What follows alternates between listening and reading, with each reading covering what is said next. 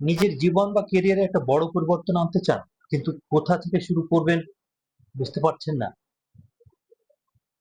আমি নিজেও যখন আমার পুরো কেরিয়ার ট্র্যাক পরিবর্তনের সিদ্ধান্ত নিলাম, তখন পুরো পাহাড় সম সিলেবাস আর কাজ দেখে ভয়ে একদম জমে গিয়েছিলাম। আমারও মনে হতো এত বড় রাস্তা আমি কিভাবে পার হব। তখন কি হলো জানেন?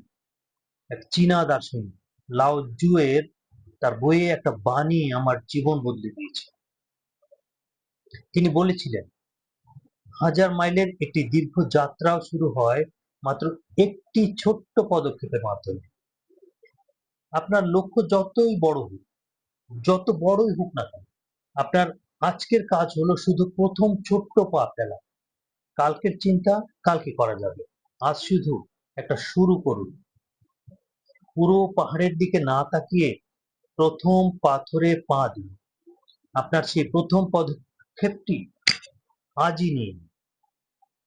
দেখবেন সফল হচ্ছেন। ভালো থাকবেন।